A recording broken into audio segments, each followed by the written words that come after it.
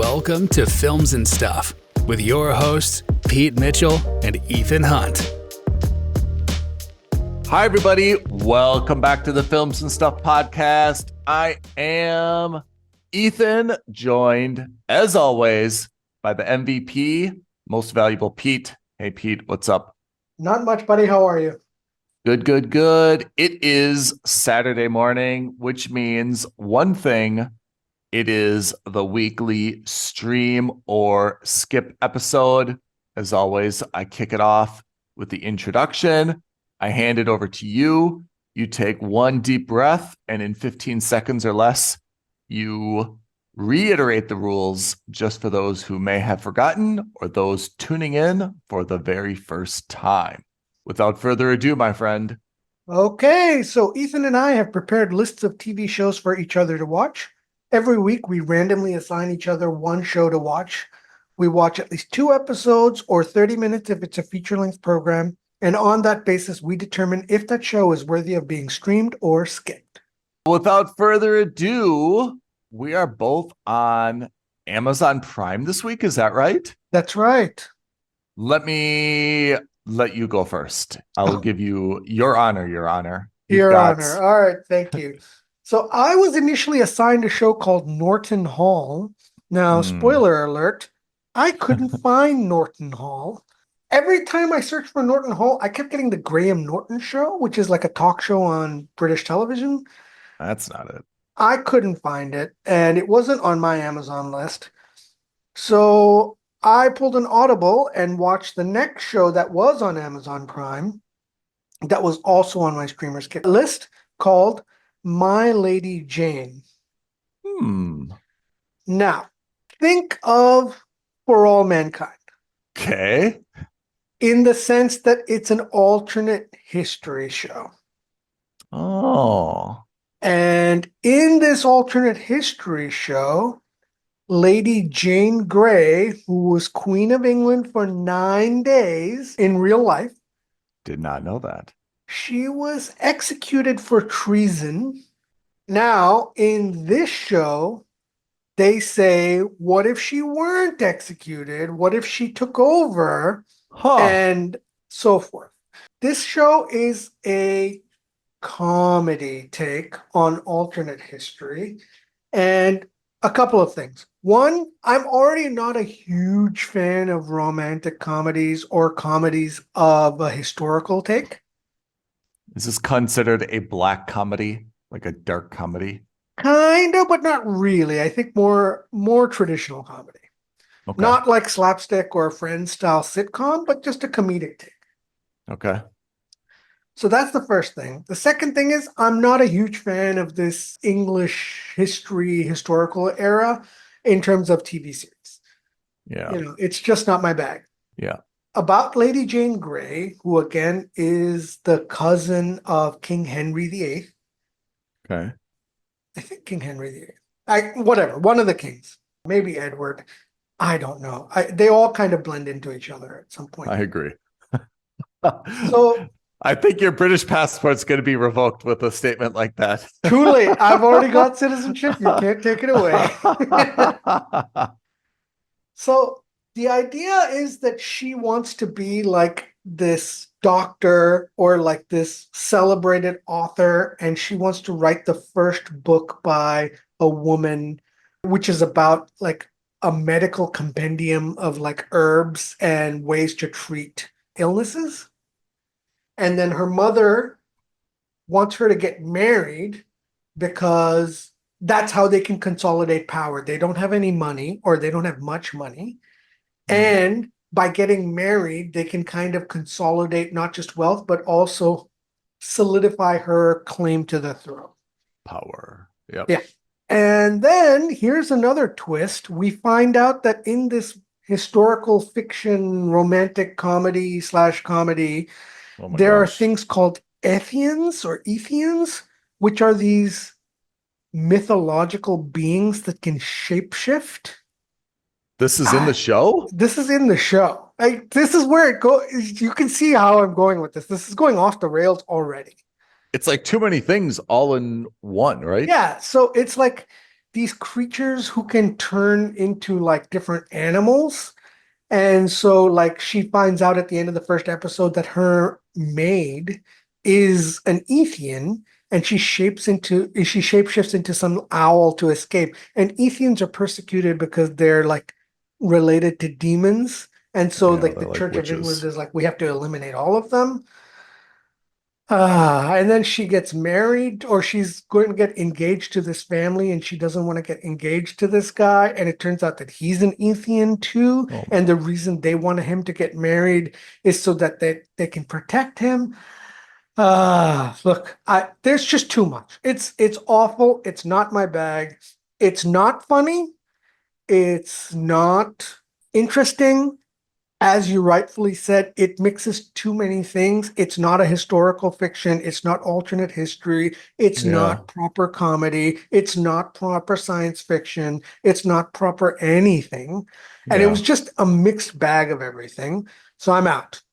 I'm out. It was a skip. I mean, 20 minutes into the first episode, I was like, okay, I'm done with this. I really want to skip it. And if I could have watched this at like 2x or 4x or even 12x or 18x speed, I would have.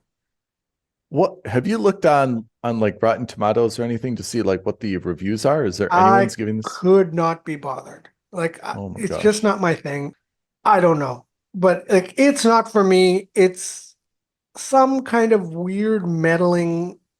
Like, conceptually, the idea of an alternate history or something changing in history, kind of like For All Mankind, is Yeah, interesting if the thing that they're changing is an interesting take, right? yeah, Like Man in the High Castle, what if the Nazis won and took over yeah. America? It has Interesting. to be a big thing, you know? This It has seems to be like it was something too pivotal. And esoteric. Yeah. and you know, Lady Jane, who was literally Queen of England for 9 days and was widely seen as a traitor, her not being seen as a traitor or her not being executed, that seems like such a, again, it's not the small thing. It's It a is a blip. major historical fact, Yeah. but it's not a pivotal point in history. So this is a skip. This is 100% a skip. Ooh, I like the definitiveness. Well, Pete, we are sticking to Amazon Prime, and I had something that is not much better. Oh, It's named Patriot. It's a Prime original, and it's a little bit dated, and it stars Michael Dorman. Remember him? oh, Gordo. Gordo from For All Mankind. This is your second Gordo show. He's got a very interesting career. Patriot. Immediately after that, he had For All Mankind. And then immediately after that, he had Joe Pickett, which I think we Yeah, reviewed as well. yeah, So that was yours. he's kind of a leading man, working actor, 3 straight series. Unfortunately, I would say all these are kind of 2 seasons and they never really took off, right? Like he's been kind of carrying these, but none of them ever took off. Let me tell you about Patriot. I'm going to do a spoiler alert. I gave it a skip, but there is something potentially there for the right audience. So Michael Dorman plays a guy who is a little bit of an eccentric fellow. He likes to, kind of play his guitar.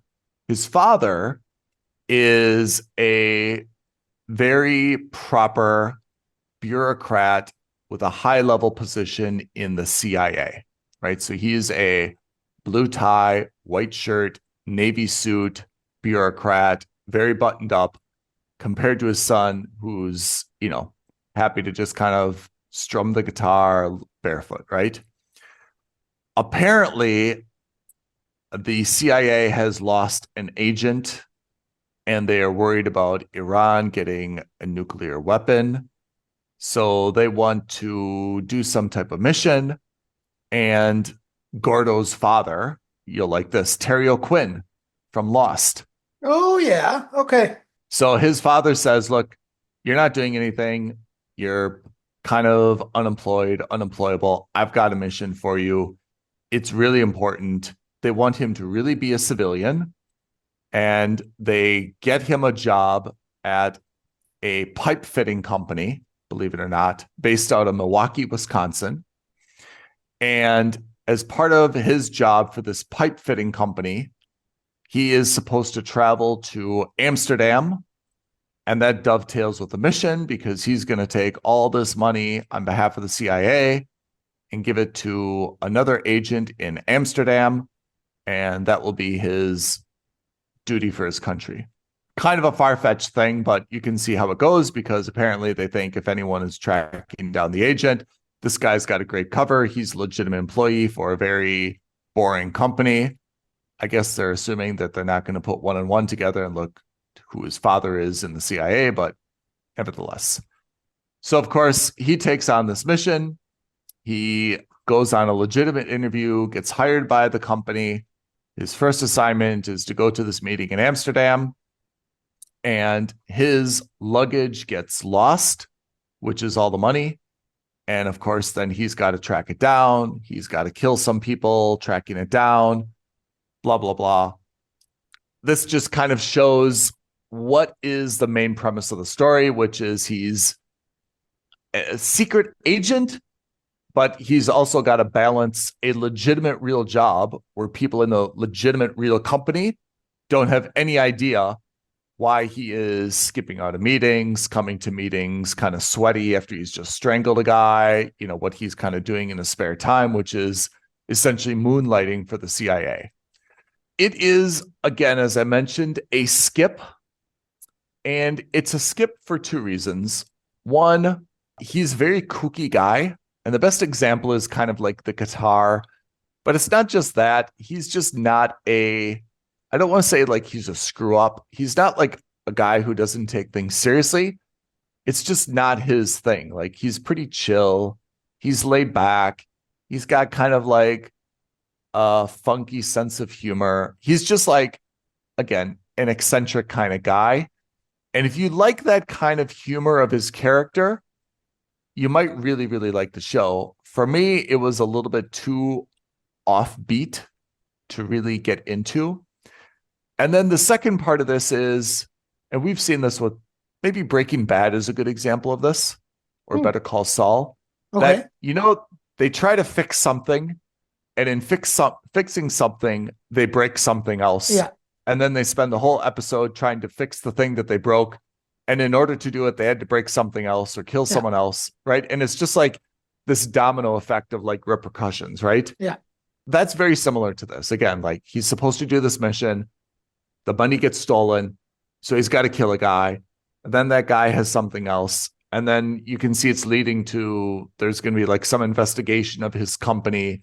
It's just all dominoes, dominoes, dominoes. And I feel as though we're going to spend every episode watching how he fixes a problem that he kind of caused himself to do the original spy work, which itself is arguably kind of ugly in its own right, Okay. So anyway, I give this a skip. Again, it's got a little bit of an offbeat humor, not particularly my style. It's got the traditional kind of spy elements with the stranglings and the killings and the chases and the, hiding these things and the kind of the mind games and the manipulations. It just doesn't grab me. Even though it's a 2015 to 2018 series, it actually doesn't seem that old. It ages pretty well. Dorman plays his character fine. The character's not really compelling to me.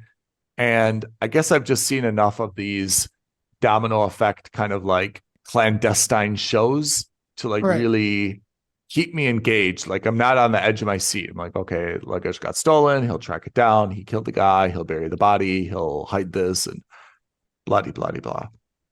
So unfortunately, I must give Patriot a skip, which is not to say that it has no redeeming qualities. It describes itself as a comedy drama, a black comedy, a political drama, a spy drama. So, I mean, kind of when you, right? I mean, all those things together, it's trying to be, sometimes I feel like shows are trying to be all things to all people, right? You don't need to be a political drama, a spy drama, and a comedy drama. Comedy drama are two different categories, right? And then you're also a black comedy. It seems like you're trying to combine offbeat humor and a serious spy show. It doesn't work for me. Yeah. Okay. Skip. But if you may allow me, I have watched the next show in my pipeline. It is Bad Sisters on Apple TV Plus. It is about, well, it's definitely based in Ireland or Northern United Kingdom. And it's about 5 sisters. They're all very close. And you see them initially kind of like on Christmas Eve, and only one of them is married. I mean, they're varying ages, I would guess from like 26 to 35. One cannot have children. One is always got a random boyfriend. 2 are like a little bit on the younger side where they're out of university, but not kind of like as established, you know? Mm-hmm. So the one with the husband, we see that he's an asshole, for the lack of a better word, right? He's really a jerk. Not horrible that you would be like, this guy is the worst, we've got to kill him. But like, you definitely see he's a jerk. He's the dude who's very critical, you know? So he's like saying to one sister, look, this house is too big for you. Like, you know, even though it's a huge house and so many bedrooms, like I always feel like, you know, we're at this very small kitchen table. You know, he's just being kind of critical of her. Another one, you know, comes with her boyfriend and he's like putting down her boyfriend, like, oh, you know, I wonder what, you know, she dragged in this year. Last year it was like this out of work something. This year I bet it's going to be, you know, something else. You know, he's just kind of like, without even meaning the guy, he's just kind of critical of her. You know, he uses the toilet and he comes out and someone else is waiting for the toilet. And he's like, hey, I didn't flush. Like, why don't you do it for me? You know, he criticized the food. I think another one is married because, or she has an adopted son who's a little bit developmentally disabled. And the kid was very innocent, just came up behind him and like gave him a hug. And he like kind of like snapped at the kid saying, oh, you know, I've got a bad neck and, you know, manage your kid, like, you know, teach him some manners. Everything was just kind of like, he's just a jerk, you know? And then like at the end, you know, someone said, hey, like, you know, just relax, you know? And he's like, you know what, that's it. I don't need this. You know, we've got stuff to do. Let's go home. And he like grabs his wife and kid and like makes them leave early, you know? And they were all having like a great time. It was like 9 p.m. And the other 4 sisters like, oh man, that guy's the worst. You know, I wish, you know, our sister would be treated better. And, you know, we just want to hang out with her. And then the next day we see that they've got like this annual ritual where they do like a polar plunge or something. You know, they go to the shore and they swim. It's like very cold water and they bring like a flask of whiskey or something. And, you know, it's just kind of like their annual tradition, right? Yeah. So the husband hears his wife on the phone and she's like saying to one of the sisters, yeah, of course, you know, okay.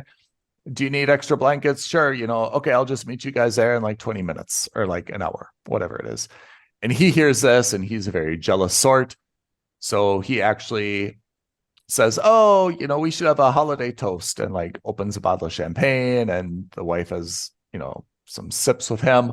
And then when she's ready to go, he like slams the door and says, you can't leave. You know, you've been drinking. Like, you can't drive my daughter that condition. Like, I'm so worried about this. Like, it's so irresponsible. Basically, he's just kind of like manipulating her and he doesn't let her go to the annual morning event, you know, with her other sisters. So the other sisters are stood up and they're like, look, we got to do something about this guy. Like, she's no good for our sister. Our sister's being brainwashed and so forth. So as sisters may do, they decide to kill him. So the show is called Bad Sisters. Oh my God. Because the 4 sisters make a pact and they're going to kill the guy. So this is episodes 1 and 2. What I see happening now is there's going to be a lot of flashbacks. So we have the funeral We know that he died. We know that he died from an accident. We don't know how, but we obviously know kind of that the four sisters did it, based Right. on the end of, the episode.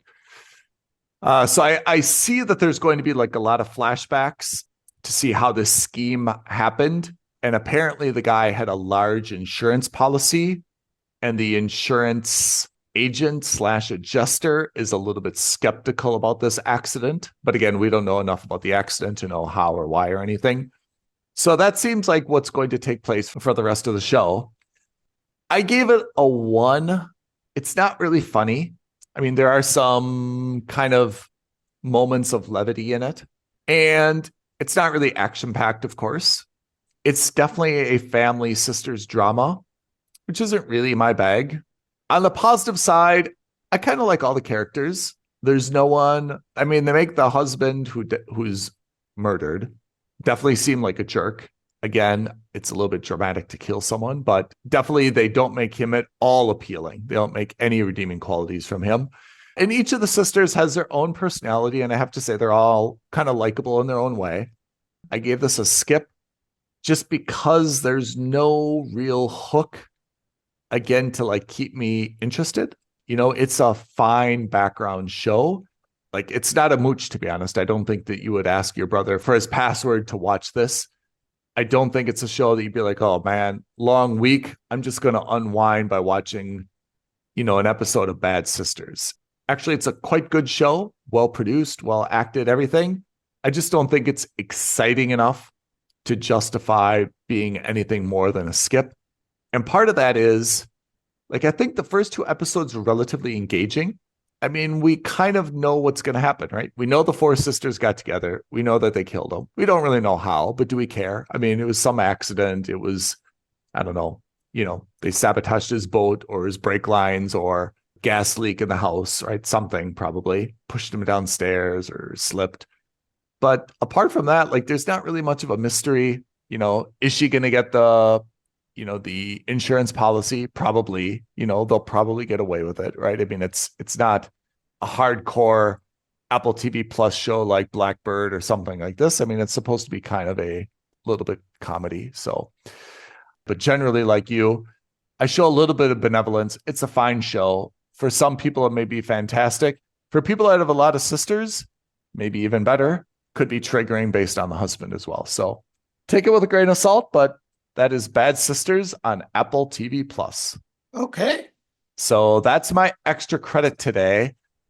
I know you've got some extra credit as well, but before you get to that, I just wanted to ask, do you want to hold that for next week? I think that's the right idea because I think you should watch the show. Yeah. I think you and I can do a full review. The Penguin on Max/HBO. Yeah. I really want you to watch it. Okay. So we'll do Penguin next week, but do you want to talk about episode 2 of Silo? Sure. Let's do a quick recap of that. So episode 1, she went outside, she refused to clean, and because she had the special tape on her suit, she was able to make it over the hill and saw many, many other bunker silos, and apparently thousands, if not tens of thousands of, human remains surrounding one of them. That's the end of season 1. Season 2, she walked through all those remains, forced her way into this other neighboring silo, which initially she believed was totally abandoned, except she found that there was one person kind of living there and barricaded in his own room or chamber. That's how episode 1 ended, which I thought was a fantastic ending to episode 1. Then episode 2, which just dropped this week, we don't see Juliet at all. We don't go into the neighboring silo at all. We deal instead with internal politics of all the people that watched Juliet leave and watched her go over the hill and out of sight. And now there's a lot of unrest about like, hey, what is really out there? What aren't we being told? What's the truth? And then Tim Robbins basically spins some story saying, hey, we made some new developments. But to be honest, the story was totally nonsense to me. And that's kind of where it ended. It was a lot of scheming between him and the judge, all in order to kind of like put down the potential unrest and answer questions that everybody had. In my head, it didn't answer anything. It made things even more confusing. Confusing about what? Everyone is saying, okay, we thought this place was super toxic. So toxic that even if you go outside in a suit, you die, right? Yeah. And now they see someone who's survived.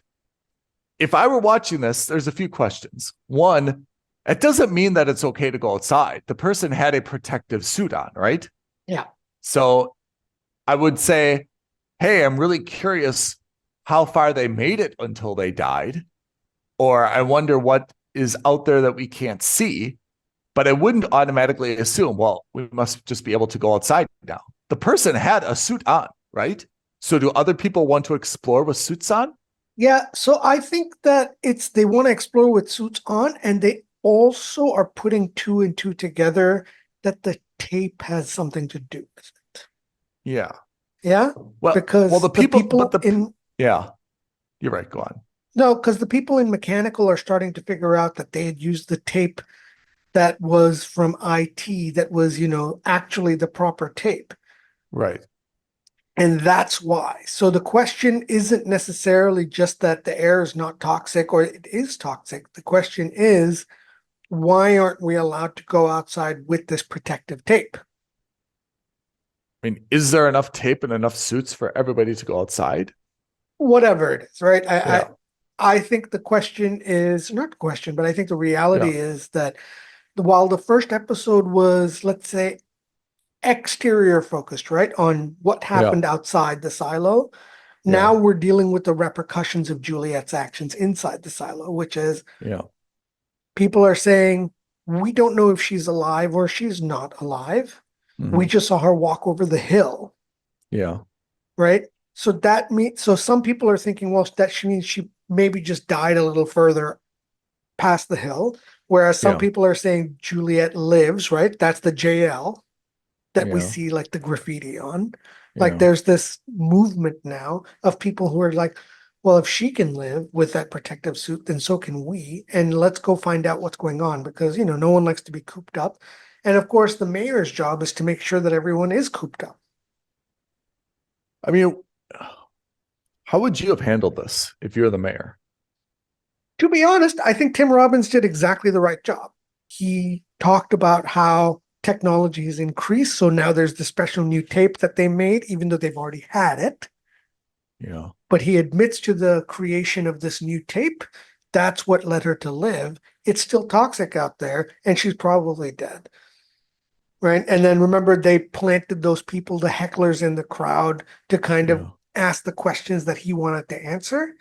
So, he kind of gets exactly what he wants. I mean, does he know what's out there? They alluded to the fact that he knows that the other silo had a rebellion and those people died. Would you have just said like, okay, fine, let's have a search party. Let's get 3 people. You 3 go out there and explore and see what's happened. I'm willing to bet that they're in communication. Like all the silos are in communication with each other. Somehow, right? Yeah, I bet you that's one of the parts like that IT controls is a way to talk with each other. Okay. Because otherwise, how would he know about all those dead bodies? Yeah. But he seemingly does know that, right? Yeah. So why doesn't he want to send like just 3 people out there to come back and be like, oh man, we saw it. It's horrible out there. Like we can't go outside. And just like, quash the rebellion this way, right? Yeah. Because he's got nothing to hide. If I were a bad guy, I'd go out there and go make sure that Juliet were dead and bring her body back and be like, this is proof that you can't go outside. Yeah. Like, I don't know why he doesn't say, okay, fine. You know what? We'll go get a search party, right? We've got the new tape now, or we realize that this tape works better than the other tape. Like, we'll go do this and let's all find out. I'll send 3 people. Okay. Yeah. And he sends 3 people, and the 3 people come back and say, like, first of all, like, Juliet's dead. And be like, look, there's many other silos, or at least one other silo. And that other silo, it looks like everyone left. And there's 10,000 skeletons. There's nothing to see. Yeah, I don't know why they can't talk about the fact that there are other silos, or why they're Yeah. not talking about it. Because clearly he must know, right? Yeah. I mean, it's part of the thing where I agree, like, people are cooped up, but part of it is that, like, if you just knew the thing, like, hey, like, this is that the world is bad.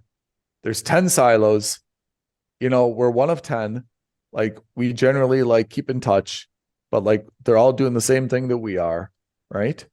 Like, it seems like it would really reduce the amount of tension in that silo, right? Yeah. Or say, hey, there used to be 2. We haven't heard from the other one in ages. We went outside now, and, you know, this is a situation. It seems like it's unnecessarily secretive. Yeah. I thought this episode was a little bit boring, to be honest. I wanted to kind of get back to Juliet, so I guess I'll bounce back now to Juliet. But when you look at the whole thing, what's the end game here? I mean, we do agree that no one can really go outside, right? Yeah. We don't really need an uprising. Things, I mean, there may be some general unhappiness with higher management, but that's in anything. But I mean, there's no real reason to, like, upset the existing hierarchy. No one's going outside. No one's leaving. Right. For the lack of a better option, maybe you'll know about what happened. That would be fun. But no one's really changing their day-to-day life, right? Yeah, you can't. I mean, that's right. Anyway, that's Silo. New episode dropping this coming Wednesday. Let's see if we're back to Juliet and see a little bit more about this dude. We will be, I think. All right. So that is Streamer Skip. We had My Lady Jane, Amazon Prime, Skip by Pete. Patriot, Amazon Prime, Skip by Ethan. Bonus, Bad Sisters, Apple TV Plus, Skip with some nice words from Ethan. And next week we'll do a full-scale review on the Penguin rather than a Streamer Skip episode on it. Definitely something we'll come back to as a separate full-fledged episode. All right. Pete, before we take off, you want to give everyone our YouTube, Jazz, and other social media credits? Absolutely. Tweet at us at F&S Podcast. DM us on Instagram at Films and Stuff Podcast. But as always, the best thing you can do, like this video, leave a comment below, subscribe to our channel, and hit that notification bell. Oh, I love it. No one says it better than you.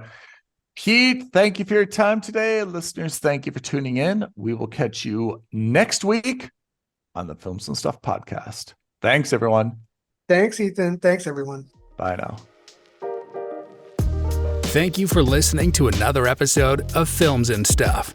If you haven't already, please subscribe and review on Apple Podcasts, Spotify, or wherever podcasts are downloaded. Films and Stuff. There is no substitute.